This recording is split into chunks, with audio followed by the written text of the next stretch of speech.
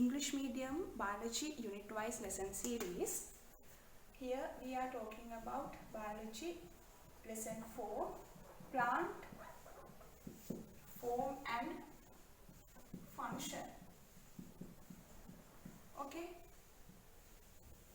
here we are dealing with plants.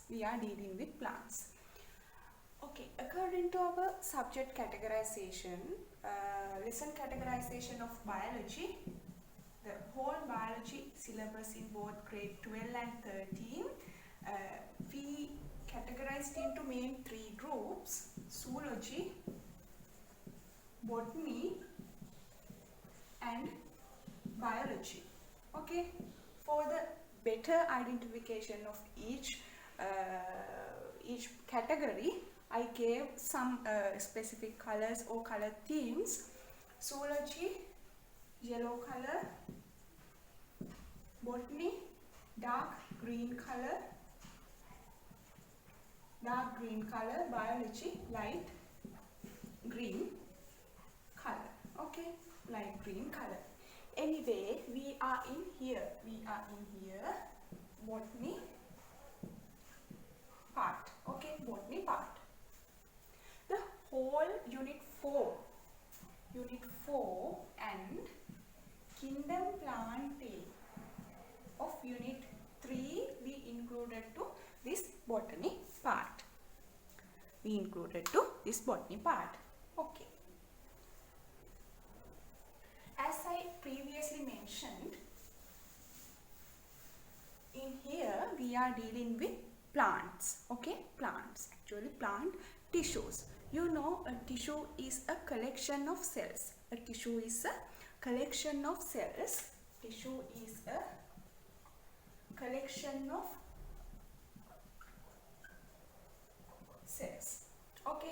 this collection of cells. These cells may be a single type. Okay, single type of cells or different types of cells. Okay, this collection may a single type of cells or different types of cells. Okay. When I am describing this topic, most of the time I use my PowerPoint presentation for explanations. In some cases, like using drawing diagrams, labeling and describing some special points, I use this board. Anyway, as the introduction part, I give you a very important, actually it is very important classification of plant tissues. You know, plant tissue is a collection of cells. This collection of cells may a single type of cells or different types of cells. Okay, according to that, a tissue. Okay, here we are talking about plant tissue. These plant tissues can be divided into 2 groups: differentiated tissues or differentiated cells, differentiated tissues and undifferentiated. Okay, differentiated or undifferentiated. After producing a new cell by cell division, this is the mitotic division, and finally 2 daughter cells are produced. This particular daughter cell have 2 choices. It remain as a dividing cell, or it can differentiated to a specific function, like our neuron cells, blood cells, like that. Okay, they are specified or they are differentiated in a particular function. Like neuron cells, what are the specific function? Transmit impulses. Okay, red blood cells are differentiated to transport oxygen and carbon dioxide. Like that, in plants there are some differentiated cells. Okay, undifferentiated cells can be divided further, but after differentiating they cannot be divided further. Okay, undifferentiated cells are dividing cells. Okay, dividing cells, that means they can divide further. They have a specific name, meristems or meristematic cells. Okay, meristematic tissues. Meristematic tissues. Meristematic cells make meristematic tissues. Okay, there are three types of meristematic tissues.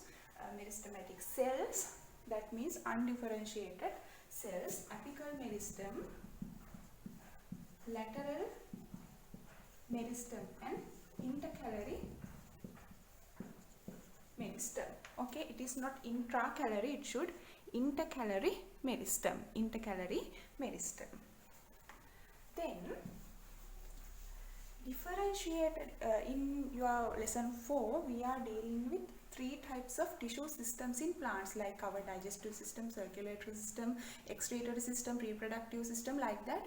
In plants we are dealing with three tissue systems. Three tissue systems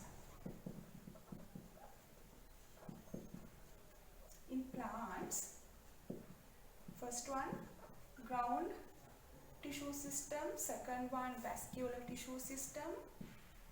Third one is dermal tissue system. Okay, ground tissue system, vascular tissue system and dermal tissue system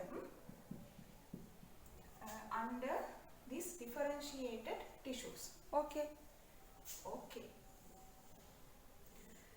Differentiated cells means they are differentiated into or specified into a special function. These differentiated cells are also known as permanent tissues. Okay, permanent tissues. The permanent tissues can be made up of single cell type or different types of cells. According to that, these differentiated or permanent tissues can be divided into two: simple permanent tissues. Okay, simple permanent tissue and complex permanent tissues. Complex permanent tissues. Simple permanent tissues are made up of single cell type, not single cell, it should single cell type. There are three types of simple permanent tissues: parenchyma, collenchyma and sclerenchyma. Okay, complex tissues are made up of more than one cell type. More than one cell type. Okay, more than one cell type. Complex tissues are made up of more than one cell types. There are three complex tissues we are talking about. First one is the xylem tissue. Second one is phloem tissue.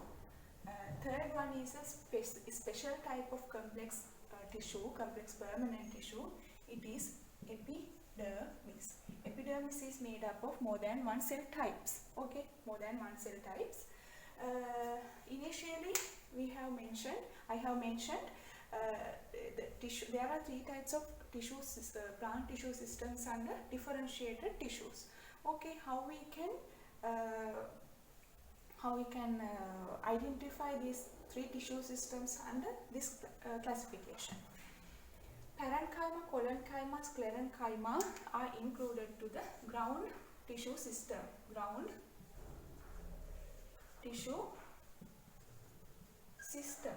Okay, that means most of the time they fill some gaps. Okay, xylem and phloem tissues are included into the vascular tissue system. Vascular tissue system. This vascular tissue system is actually specified for transporting materials like in our circulatory system. Okay, the vascular tissue system includes both xylem and phloem. That means transport of water and minerals as well as its food. Okay, the food of tree. Mainly sucrose and other growth regulators, amino acids, some organic materials are also transported to through the vascular tissue system in the phloem tissue. This epidermis is included to the dermal tissue system. Actually, it is the outer covering, like our skin. Okay, skin has two layers, epidermis and dermis. The outermost layer is called as dermis in our skin. Likewise, the dermal tissue system produce the epidermis. It is the outer layer. Actually, it is the protective layer.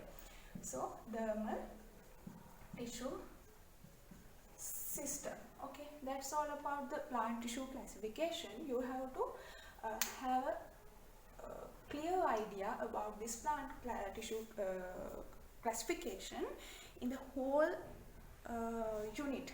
Okay, in the whole lesson I am dealing with this classification. Okay, so